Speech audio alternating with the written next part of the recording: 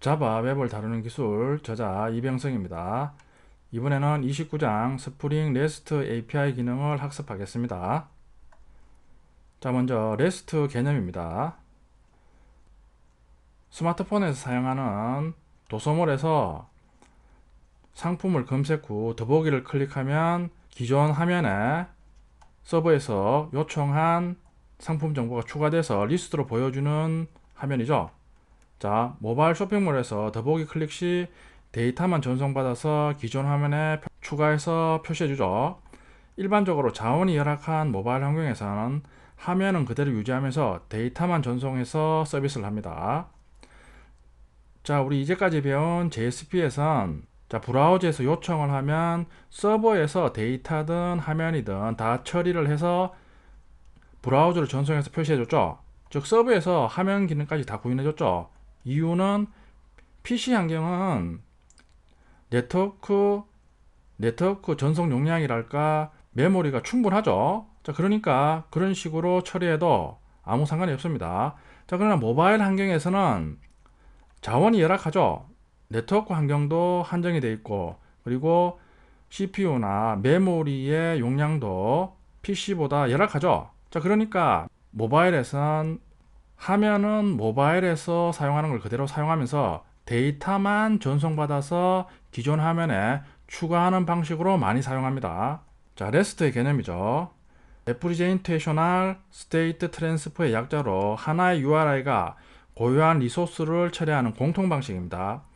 REST 방식으로 제공하는 API를 REST API 또는 RESTful API라고 합니다.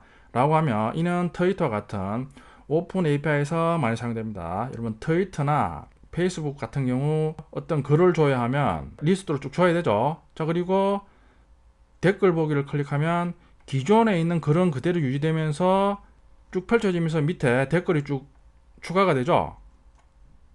자, 그런 경우는 데이터만 서버 요청해서 서버에서 전송받아서 기존 화면에 기존 부모글이겠죠. 기존 부모글에 추가해서 쭉 보여주는 방식이죠.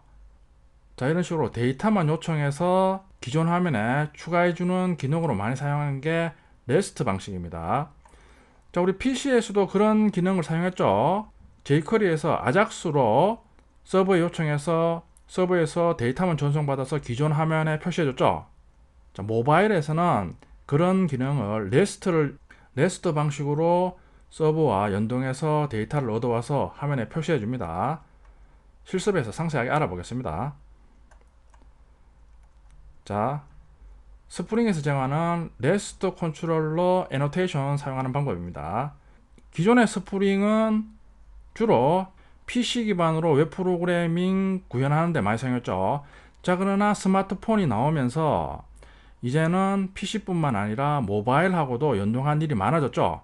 자, 그러니까 스프링에서도 REST API 기능을 제공하는 기능을 추가하게 됐습니다. 자, 스프링 3 버전에서는 리스판스 바디 애노테이션을 지원하면서 REST 방식의 데이터 처리를 지원하게 됐습니다. 자, 스프링 4에서는 REST 컨트롤러 애노테이션을 이용해 REST 방식의 데이터 처리를 지원하게 됐습니다. 자, 그럼 REST 컨트롤러 애노테이션을 이용해 REST 기능을 구현해 보겠습니다.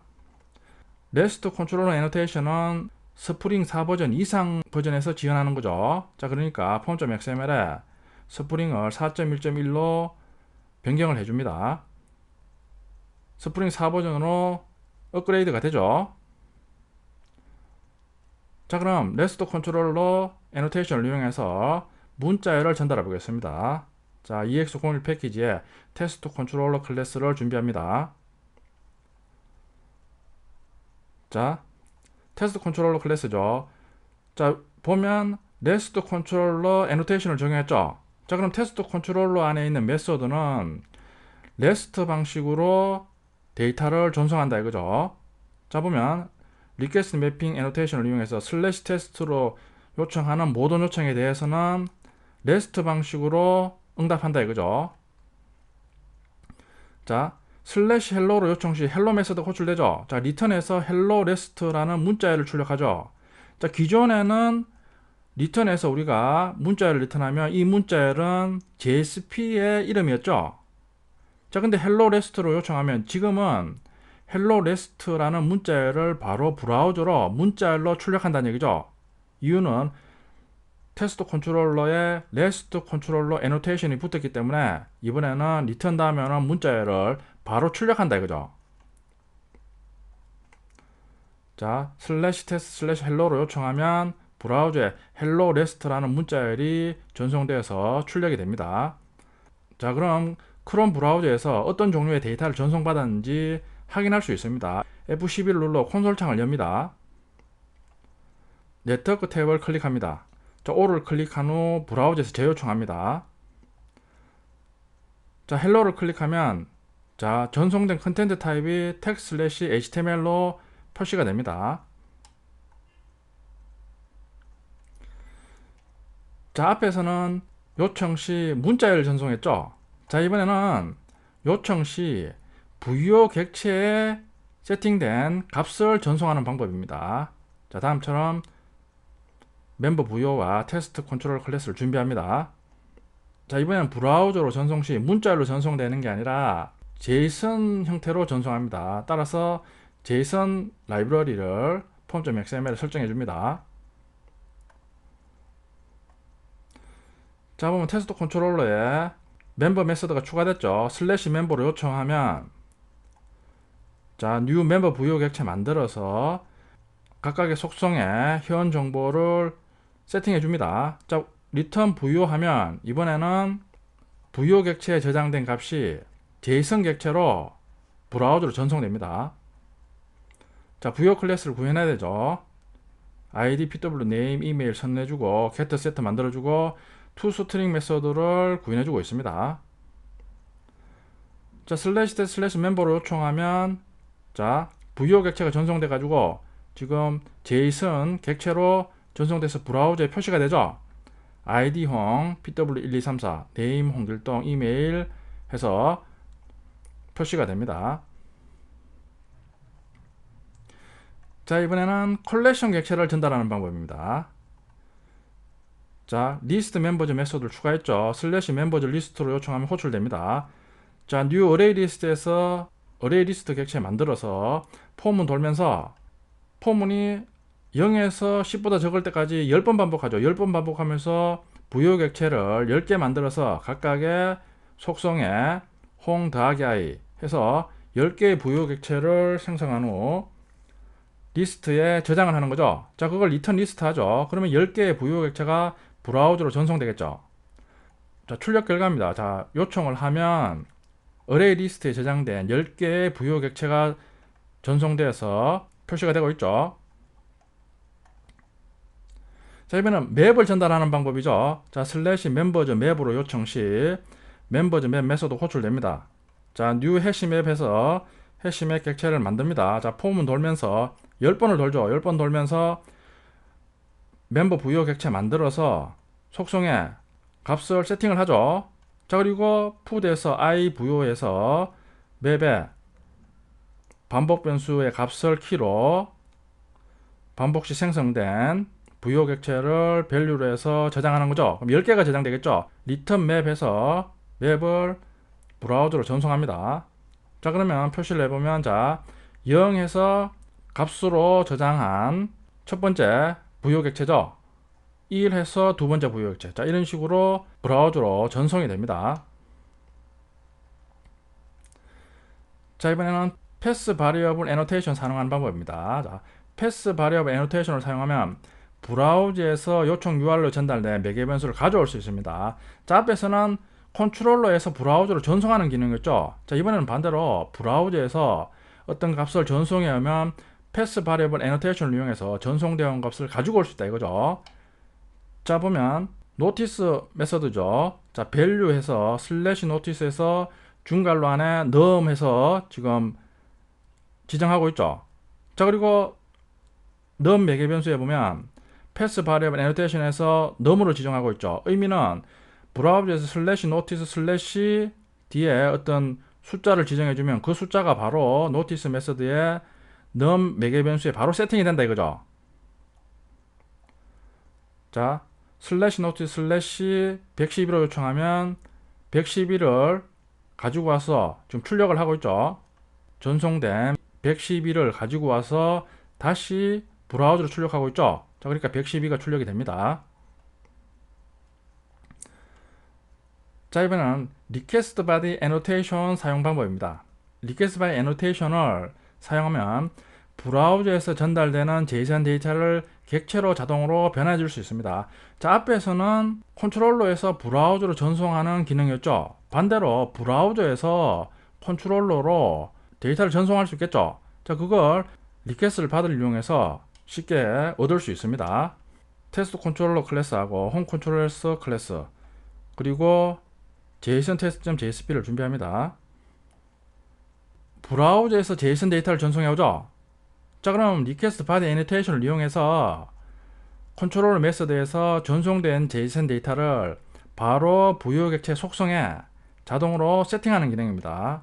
슬래시 인포를 요청하죠. 그럼 modify 메서드가 호출되죠. 호출되면서 자, 멤버 부요에서 앞에 request body annotation이 적용됐죠.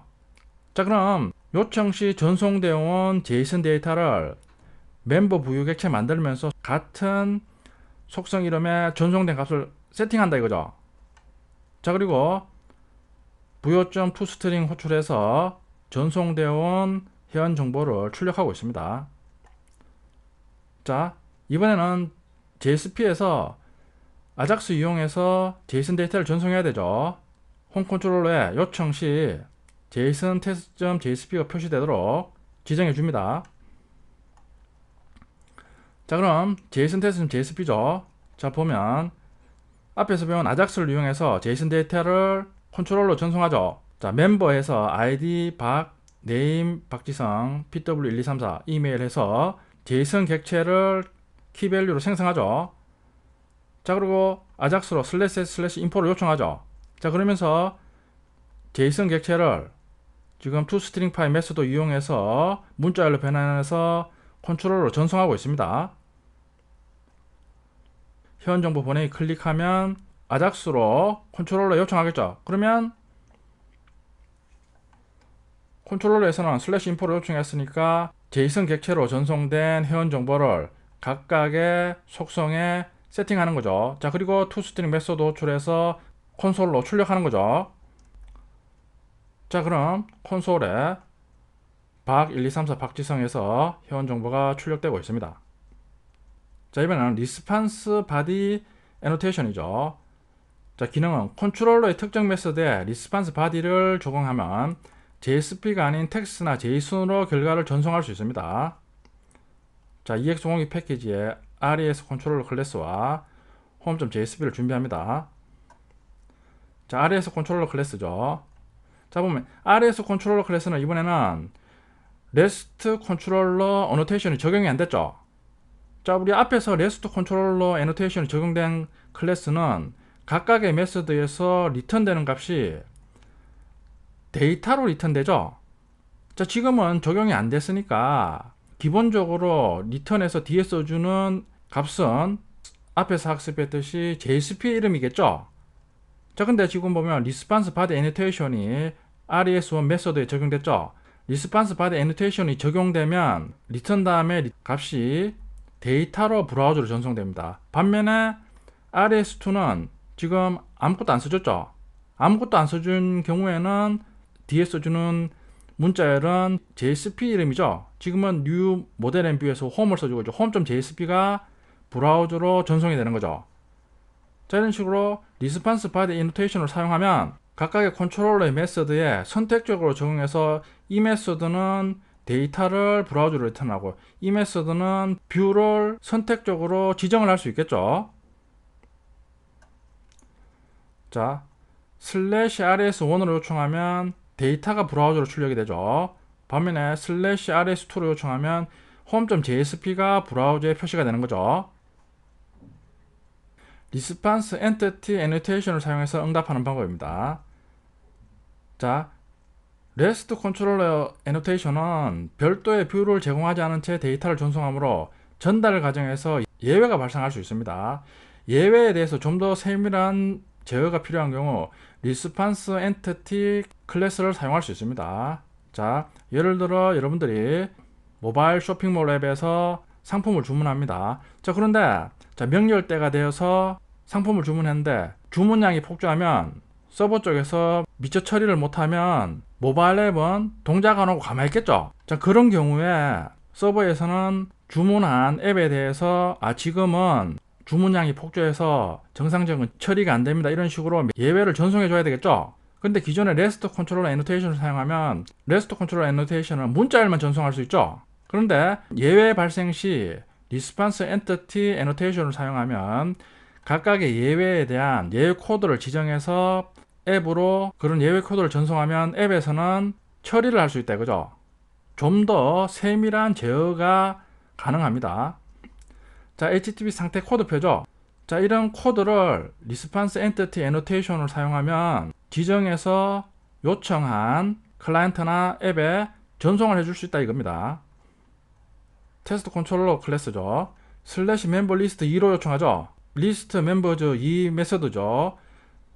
근데 보면 이번에는 리턴 타입이 리스폰스 엔티티 타입이죠. 자, 어레이 리스트 만들어서 폼을 돌면서 10개의 부유 객체 만들어서 어레이 리스트에 저장하죠. 자, 그리고 리턴에서 new response entity에서 리스트를 지정해서 어레이 리스트를 브라우저 전송하죠. 자, 그리고 뒤에 보면 HTTP 스테이터스에서 인터넷 서버 에러 오류 코드를 지정해서 응답을 합니다. 자, 이 에러는 500 에러입니다. 자, 실행 결과죠. 자, 브라우저에서 슬래시 멤버 리스트 2로 요청한 결과입니다. 자, 이런 식으로 데이터도 전송이 됐는데, 자, 개발자 도구에서 보면 스테투스 코드가 500이죠. 자, 이런 식으로 리스폰스 엔티티 객체로 응답을 하면 우리가 원하는 에러 코드를 지정해서 응답해 줄 수 있다, 그죠? 자, 그럼 지금은 브라우저에서 단순히 지금 표시하는데 클라이언트 쪽에서는 이런 코드를 받아서 어떤 처리를 할 수 있다, 이거죠? 자, HTTP 헤더즈 클래스를 이용해서 리스폰스 엔티티로 전송할 데이터의 종류와 한글 인코딩을 설정할 수도 있습니다. new HTTP 헤더즈 객체 만들었죠. 자, 그리고 add에서 지금 콘텐트 타입을 지정하고 있죠. text/html이다, 이거죠. 그리고 인코딩을 UTF-8로 합니다. 메시지 번수에 얼러트 창을 띄우는 자바스크립트 코드와 다시 슬래시 멤버 리스트 2로 요청하는 구문을 로케이션 href에 지정하고 있죠. 자, 그리고 new response entity에서 메시지를 전송합니다. 같이 전송하고자 하는 상태 코드도 지정합니다. 자, test/res3으로 요청하면 리스폰스 엔티티 객체로 전달받아서 얼러트 창을 띄우고 있습니다. 자, 이런 식으로 리스폰스 엔티티 객체는 텍스트나 JSON도 전송 가능하지만 HTML 형식의 데이터도 전송 가능하다, 이런 의미죠.